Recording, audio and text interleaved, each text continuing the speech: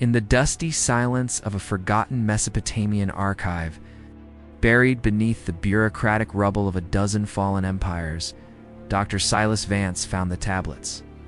They were not of clay, but of a polished, obsidian-like stone that drank the light. The cuneiform etched upon them was not Sumerian, but something older, a language of sharp angles that seemed to cut into the mind. The final tablet bore a single, chilling instruction: to see. One must first be blinded. The text described the Ilu Ino, the god eyes. It was not a physical artifact, but a ritual of perception, a method of peeling back the veils of reality to witness the world as the nameless, forgotten gods of the primal desert had seen it. For Silas, a historian crippled by the mundane, it was the ultimate seduction. He was a man who studied stories, as promised to make him witness to the truth behind them. He followed the agonizing ritual under a new moon.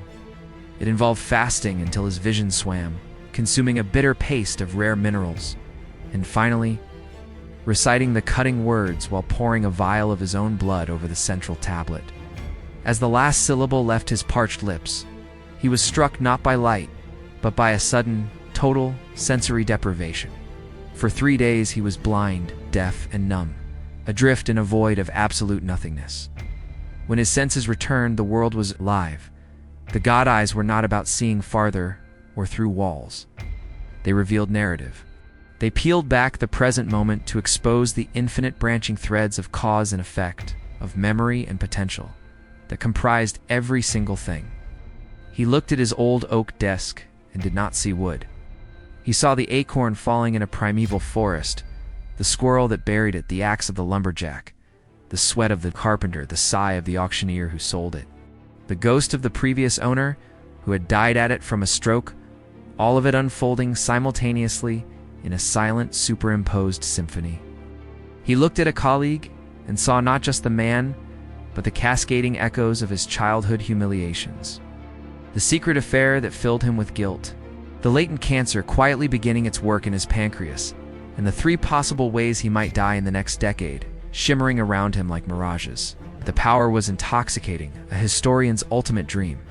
He could know the absolute, unvarnished truth of any event, any object, any person. He saw the true founder of Rome, a terrified boy hiding in a ditch, not the myth of Romulus. He saw the precise, mundane accident that sparked the Great Fire of London. He saw the love, fear, and political calculus in the eyes of historical portraits, stripping away centuries of interpretation. But the curse, inherent in the ritual's warning, soon revealed its brutal twist. The god eyes could not be closed. There was no off switch. The torrent of information was ceaseless, inescapable. Every glance was an overwhelming data dump of a million stories. A simple walk down a city street became a descent into hell. The pavement screamed with the geological agony of its formation and the trauma of every footfall. Accident and drop of blood ever spilled upon it. Every passerby was a walking, screaming novel of pain, joy, secret shame, and impending doom. He saw the man about to be hit by a bus in 6 seconds, the woman whose child would drown next summer, the hidden loyalty of a dog, the profound, quiet despair of the janitor mopping the floor. The drama was not in what he saw, but in the unbearable emotional resonance that came with it. The god eyes did not provide clinical data. They forced upon him the emotional weight of every story. He didn't just see the child's future drowning, felt the mother's future grief as if it were his own, a phantom heartbreak tearing at him in the present. He felt the janitor's bone-deep weariness in his own limbs. He was being crushed by the collective, unprocessed experience of the world. Silas began to weep. He wept constantly. Tears were his only release from the pressure. He wept for strangers, for historical tragedies he now felt viscerally, for the suffering of ants under boots, and the silent loneliness of satellites in the void. His apartment became a prison of unbearable knowing. He covered all mirrors, for seeing his own face was the worst of all he witnessed, every foolish choice, every moment of cowardice, every pang of regret in his own life, all playing out at once, alongside the ghost of the man he could have been. He tried to use the knowledge to be a god of justice. He anonymously stopped crimes, revealed truths, tried to steer fate, but he saw the consequences too. Saving the man from the bus meant dooming the driver to a lifetime of guilt. Revealing a truth destroyed a family built on a lie. Every action spawned 1,000 new tragedies in the shimmering potential futures, and he saw them all. He was not a savior. He was a man trapped in the source code of reality, watching the infinite bugs render in real time. The final breaking point was a sparrow. He saw it on his windowsill, and the god eyes showed him its entire existence, the frantic beating of its egg heart. The first crack of light, the thousands of miles migrated, the mate it had lost to a window pane, the precise moment of its death from a common parasite in 9 days. He felt the tiny, fierce joy of its flight and the instinctual fear of its end. The sheer, unvarnished, insignificant beauty and tragedy of this one small life.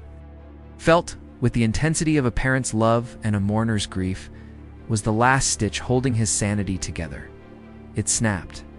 Silas Vance did not go mad in a roaring, violent way. He imploded. The tears stopped. He sat in the center of his darkened room, a man reduced to a raw nerve of universal witness. He was no longer a historian or a man. He was an archive of sorrows, a living tomb for every story no one was meant to know. The curse of the god eyes was not the seeing, it was the feeling. It was the absolute, annihilating empathy that came with omniscience. The forgotten gods who devised the ritual were not beings of power, but of perception. And they had gone silent, not out of choice, but because to witness the universe in its entirety, in all its brutal, beautiful, heartbreaking detail, is to become a monument to grief. Silas, the man who sought to see like a god, had become one, a weeping, silent deity of unbearable truth. Cursed to know every story, and in knowing, to mourn every ending forever.